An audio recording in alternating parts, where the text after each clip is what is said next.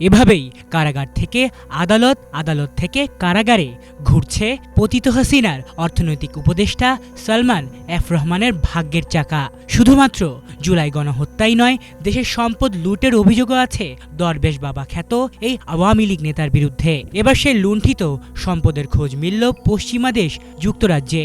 সালমান পুত্র শায়ান এফ রহমানের যুক্তরাজ্যে থাকা ওই অবৈধ সম্পত্তি ক্রোকের নির্দেশ দিয়েছে দেশটির ন্যাশনাল ক্রাইম এজেন্সি।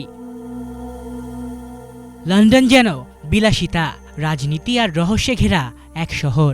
সেই শহরের প্রাণকেন্দ্র গ্রোসভেনর স্কোয়ারে নামল এক ঘন কালো সন্ধ্যা।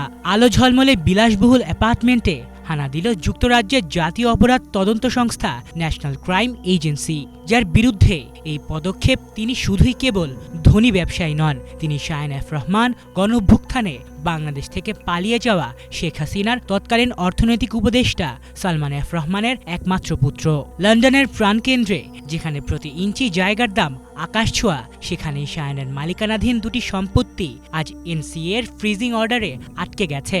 17 গ্রোসভেনর স্কোয়ারে 6.5 মিলিয়ন পাউন্ড মূল্যের বিলাসবহুল অ্যাপার্টমেন্ট এবং উত্তর লন্ডনের গ্রেশাম গার্ডেন্সে 1.2 মিলিয়ন পাউন্ডে কেনা আরেকটি বাড়ি, দুটি এখন ব্রিটিশ সরকারের নিয়ন্ত্রণে। কিন্তু এই কাহিনীর শেকড় আরও গভীরে। ব্রিটিশ নির্বাচনী রেকর্ড ঘেটে দেখা যাচ্ছে, সেই গ্রেশাম গার্ডেন্সের বাড়িতে বসবাস করতেন শেখ হাসিনার বোন শেখ রেহানা।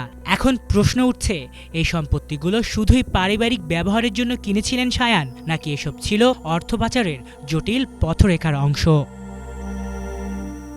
ব্রিটেনের আইন অনুযায়ী ফ্রিজিং অর্ডার মানে সম্পত্তি বিক্রি, স্থানান্তর বা লেনদেন নিষিদ্ধ। এনসিএ জানিয়েছে এটি একটি চলমান সিভিল তদন্তের অংশ এবং এই মুহূর্তে তারা আর কোনো মন্তব্যই করছে না। একটা সময় Shayan F Rahman British Asian ট্রাস্টের উপদেষ্টা পরিষদের চেয়ারম্যান হন এবং সংস্থাটিতে অনুদান দেন 2.5 লাখ পাউন্ড। তার প্রতি কৃতজ্ঞতা প্রকাশ করে একটি রাজকীয় নৈশভোজে ব্রিটিশ রাজা চার্লস বলেছিলেন, আমি কৃতজ্ঞ। কিন্তু এই রাজকীয় স্বীকৃতির পেছনে উদ্দেশ্য কী ছিল? ব্রিটিশ সমাজে প্রভাব তৈরি করার অপচেষ্টা, নাকি সম্ভাব্য অর্থ পাচারের আড়ালে সামাজিক গ্রহণযোগ্যতা গড়ে তোলার কৌশল? এখন যখন তদন্ত শুরু হয়েছে, তখন প্রশ্নগুলো আরও প্রাসঙ্গিক হয়ে উঠছে। এদিকে বাংলাদেশেও চলছে তদন্ত।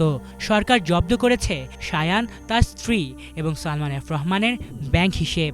অভিযোগ আছে বাংলাদেশ থেকে পাচার হয়েছে 8 কোটি মার্কিন ডলারেরও বেশি অর্থ, বাংলাদেশি মুদ্রায় যা প্রায় 850 কোটি টাকা। আলিফ চৌধুরী, বাংলা ভিশন।